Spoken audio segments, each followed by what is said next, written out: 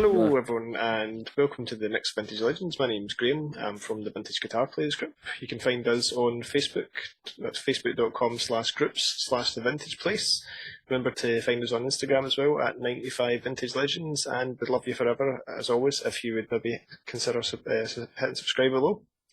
I'm here for the next Vintage Legends with Gav Coulson from Graham Oliver's Army and Doghouse. Gav, how are you today? I'm good, mate. Really good. All the better for speaking to you. Oh, sweet talker. Take it out your Saturday afternoon.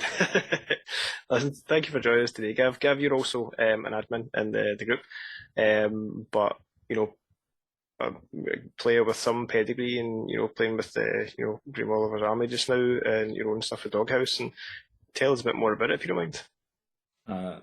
Absolutely. I originally started when I'm playing.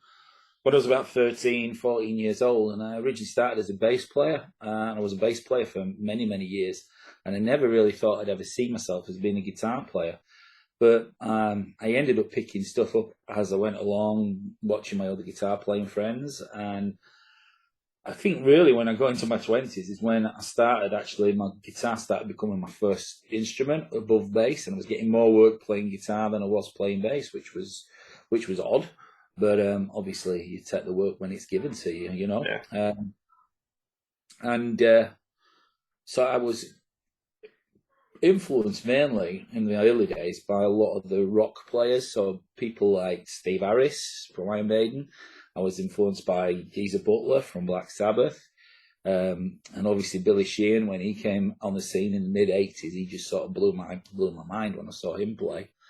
And I got more into that sort of style of playing, the sort of tapping and, doing two-handed stuff on the bass, which actually I think that really helped me when I came onto the guitar, because once you try to do that stuff on the guitar strings, it's just like so much easier.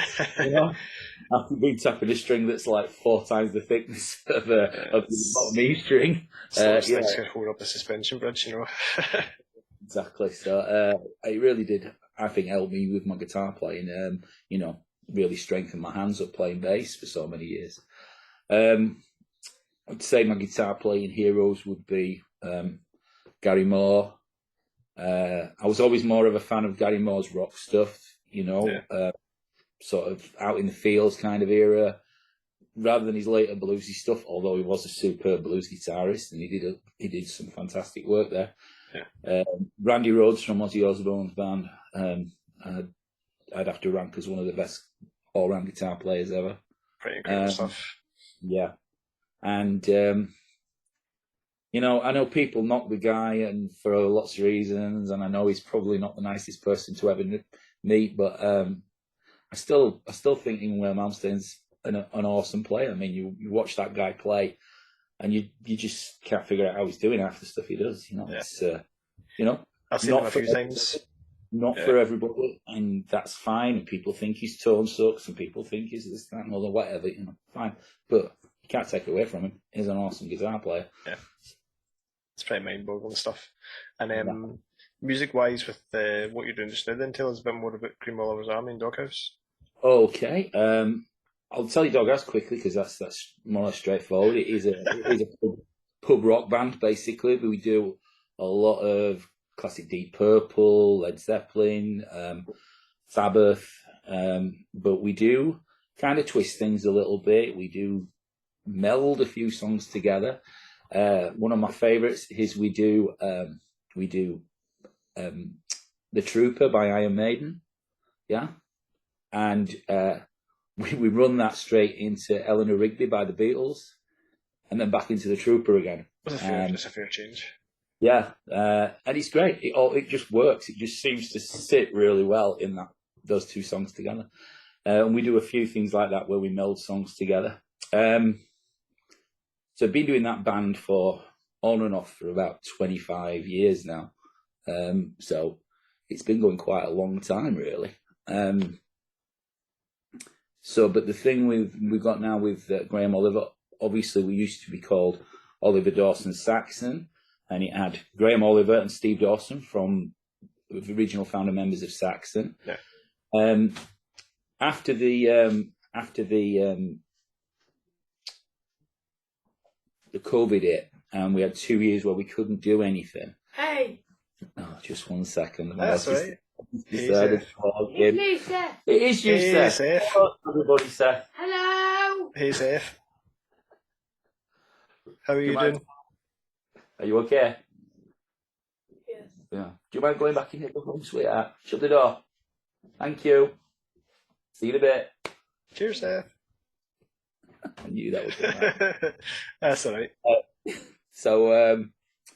So we had the COVID thing. So for 2 years, more or less, we couldn't do anything. There was no gigging. There was nothing else. And I think once we got into that point, I think Steve Dawson realised that, actually, he quite liked the fact that he didn't have to book gigs. He didn't have to do this. He didn't have the pressure of sorting this, that, and the other. And I think he used that time to reflect and think, I think I've had enough now. I want to step down from doing this, which, of course, we all understood. We didn't want it to happen, but of course it was his decision. So Graham still wanted to carry on, still playing. We can't use the same name, obviously, because Steve Dawson's not part of the band. Sure. Not to go into too much about it, but they had the legal right to use the name Oliver Dawson Saxon. Yeah. They don't have the legal right to use anything else with the word Saxon in it, so we couldn't go down that route of calling it Graham Oliver Saxon or anything like that. So we've decided to just sort of step away from that. Everybody knows who Graham is anyway. Where Graham's come from, they know his pedigree. We don't have to go through it all. So we've gone with the Graham Oliver's Army and taken it from there. I guess the only person we need to would worry about suing us now is Elvis Costello, but That's fair play. Well, on the guitar side of things, and with Vintage, how did you come across them first? Well, I was working in a music shop in Wakefield, and we dealt with a company called John Orby Skews, JHS. We used to stock a lot of their Encore brand guitars. Okay. And they brought out a new range of guitars under the name Vintage. And we thought, all right, we'll get a few of those. And we got 2 or 3 copies. And I remember getting a model in the shop that was one of the original VRS models. Okay.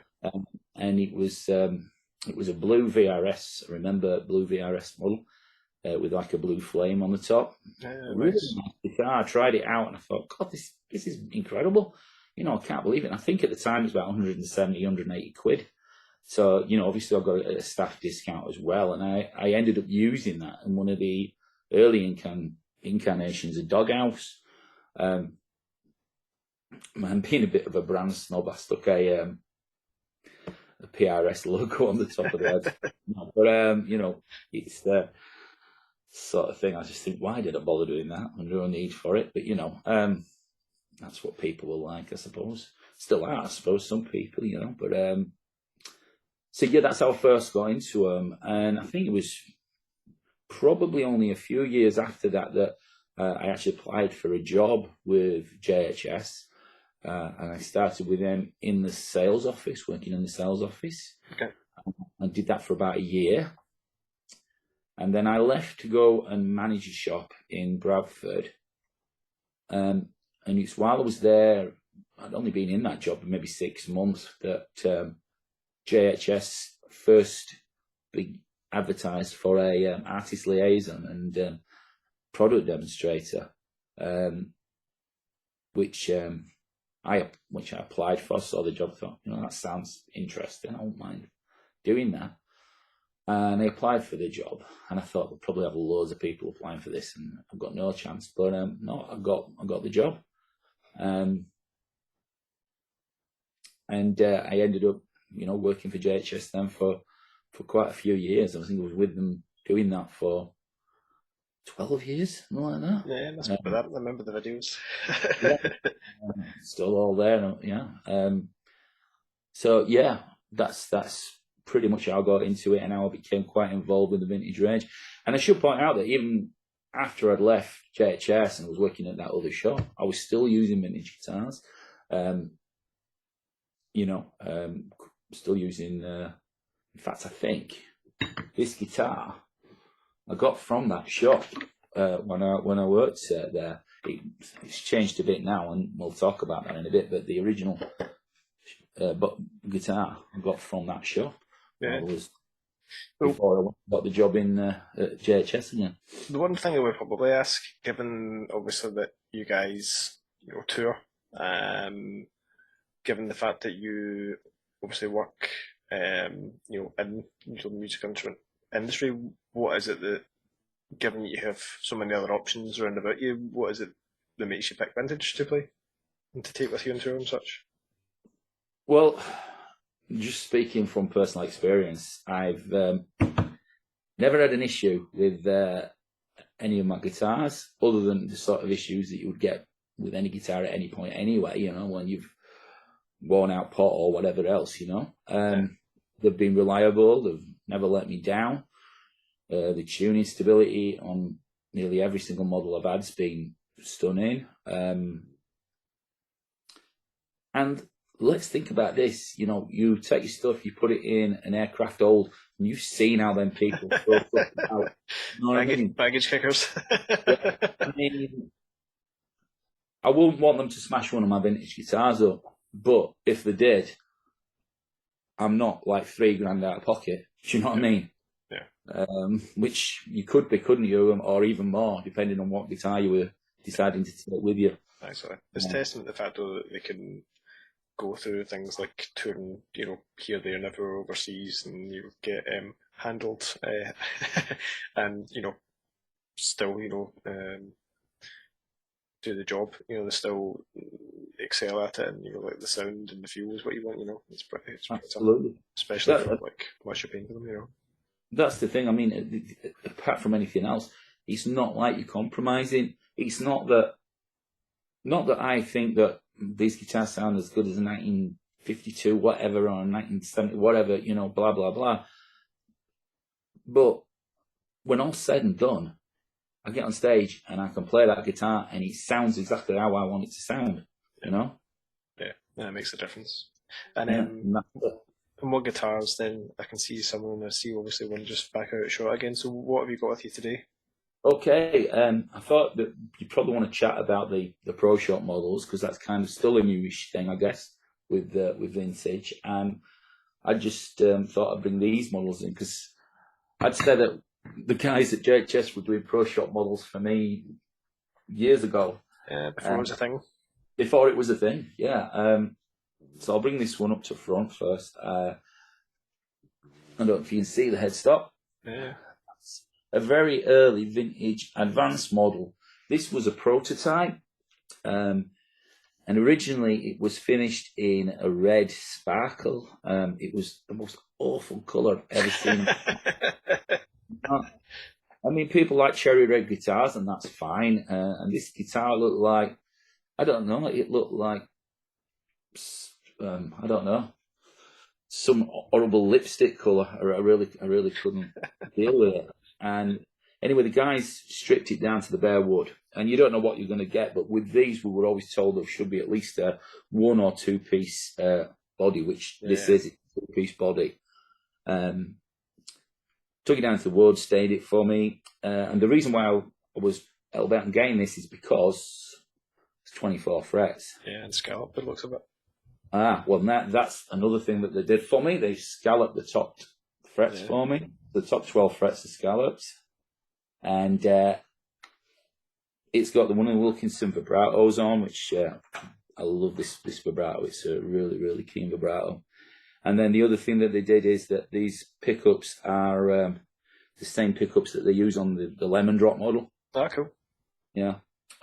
Which I was going to get them to do it so that I could have the out phase thing, but it was, I'd have had more switches put on and things like that. And I'm quite boring with my guitar. So I like a 3-way switch and I like a volume control. To be honest, you could even get rid of tone control for me, because all I do is I whack it up full and I never do anything else with it. So so that really, it was one of the first models that the guys did for me, to be honest. Vintage Advance model. And got that one. The next one that they did for me was this one that I showed you earlier, the VRS. Now, of course, what's different with this VRS is the fretboard. Most VRS models that Vintage 2 have the rosewood, or they stripped the rosewood fingerboard off, and I got a piece of bird's eye maple, which they then fashioned me this new fretboard out of. And I think it looks lovely on this black guitar, you know. It's like such a nice contrast, especially with the gold hardware as well, you know. Yeah, that's gorgeous. Yeah. So, got this plugged in here, I think.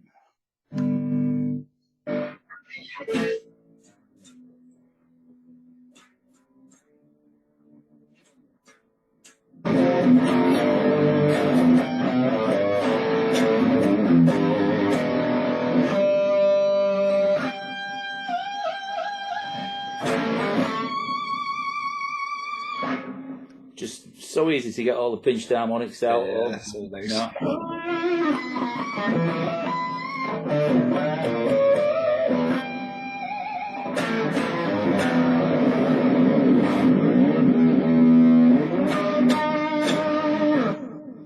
And nice. Just a great gigging guitar, basically.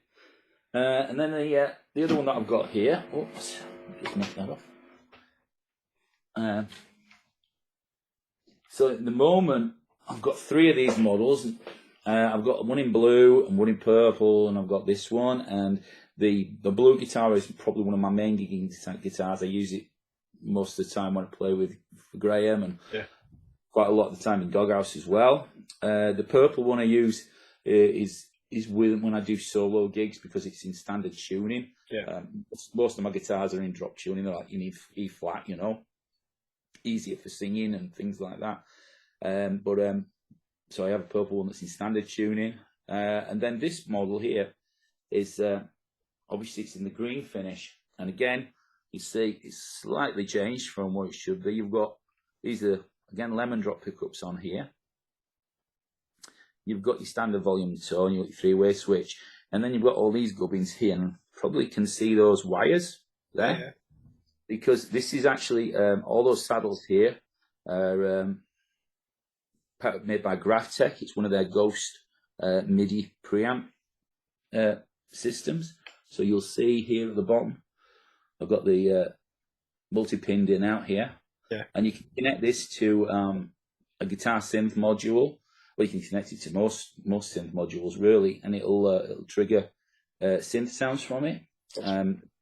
So you've got here the volume control for the synth. This is a up and down switch which allows you to flick through patches on your module. Ah, that's cool. This here is basically you've got just guitar, electric guitar. You've got mixture of electric guitar and synth, or just synth.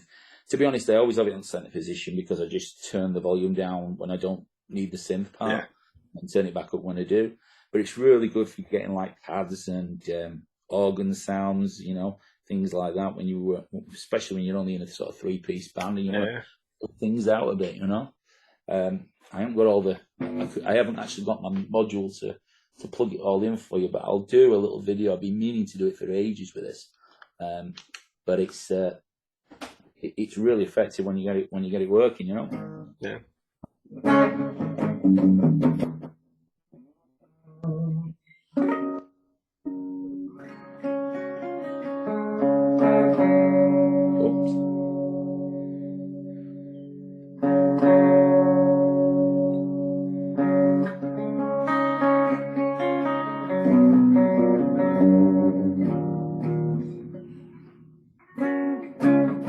If you do like things like you know, we do sort of Led Zeppelin's Kashmir, you know.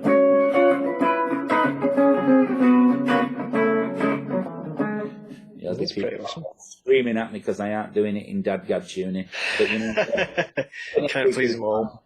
You can't do everything, you know. So like we play it, and I've found ways of getting round things, you know. So.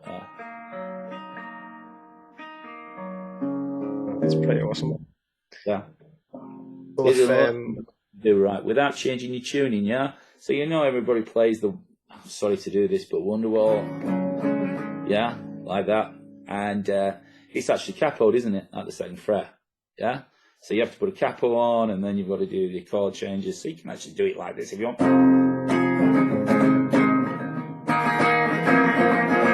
Yeah, just kills your fingers trying to do that. It's just a little 6-fret stretch, it's fine. Do it with open strings as well, you know, in standard tuning.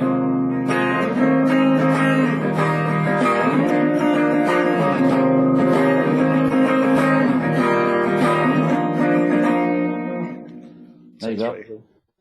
There's always a way around things, I was finding guitar, you know. So Sounds pretty cool as well. So what if you were going to decide that you were going to get a Pro Shop model done, or there was going to be the Gav Coulson signature, what would it look like? What we're going to see? signature. Oh yeah, that'd be a good seller for sure. I have to be honest and say that, and for years and years while I was working at JHS, I nagged them to death, saying, I want a 24 fret guitar with humbuckers on. Can we not do that? And then they brought out the V6 M24s, and they pretty much filled every need that I wanted, really. So they were pretty much always my go-to guitar, and it's probably why I've got 3 of them. The other thing I would like, and I keep sort of mentioning, is it'd be nice to have a single cut version of that with 24 frets, you know, with humbuckers.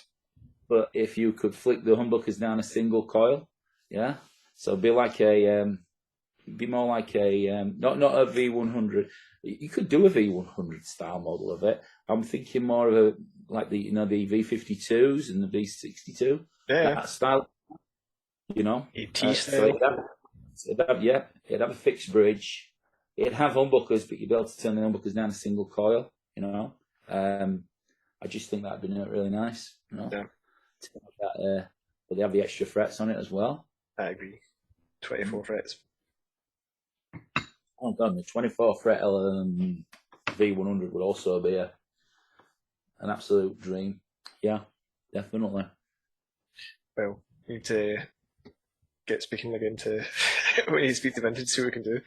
Well, in terms of music that's going to be coming up, then what have you guys got anything in the diary for Doghouse or Graham Oliver's Army? Is there anything that's going to be coming up or recording or gigging? Or? It's funny, we've been trying to get the Graham Oliver's Army on the road for a while now, and it's been tricky because we all play in different bands. I mean, even Graham himself tours a lot with other bands here and there. We've got the lineup sorted. We've got the members we want, and we've more or less got the set nailed now. We've got our first gig come through, which is in November. It's November the 18th. It's a place in Rotherham, which obviously is ideal for us, with Graham being, from Mexborough, which is, pretty much over that side of things. Hopefully we're going to have a cracking gig, and that'll be the first one in the diary for Graham Oliver's Army. Awesome. We've got a few things planned for next year, a couple of little festivals. One's in Hull on the 8th of April. This is going to be kind of a new wave of British heavy metal type of that's going to be at O'Reilly's in Hull. Okay. Then we've got another one where actually it's not next year, it's the year after. It's well planned. Yeah, planning in advance here. But another festival which we may possibly be headlining. So yeah, we've got things coming in now, which is nice. Doghouse, we get regular bookings, but they're they're kind of local, so I don't worry too much about that. Most of the time with Doghouse, it's just finding the right venue because of the type of music we play. Not everybody's into Led Zeppelin and Deep Purple and that sort of stuff, and I don't know why, but they're not. Sometimes you just can't educate people, man. No, that's it. We can't go play to a town centre pub that's full of 20-year-olds. Not going to happen. Do you know what I mean? Yeah. We wouldn't enjoy it, and they wouldn't enjoy it. So why do that? We play the places where we want to play, where we know that the audience enjoy what we play. That's the way to do it. That's it. So. That's what and whereabouts can we find your stuff online? Where's the best place to check it out? Okay, so both bands, Graham Oliver's Army and Doghouse, are on Facebook. Cool. Both on Facebook, and we've got for Graham Oliver's Army, we've got a website, which has the old band's URL, so it comes under www.odsrock.co.uk. But yeah, it does have the new name and everything else there now. Yeah, that's cool. Awesome. Well, we should surely be checking that out, and I'll get some links up here as well. That's awesome. Well, listen, let me say thank you for your time again today, Gavin, for joining us. An absolute pleasure. No problem at all, mate. And, I'm happy to do it, So yeah, it's been a pleasure. I appreciate it. And enjoy the rest of the afternoon. See you, man. You too. All right. Take care.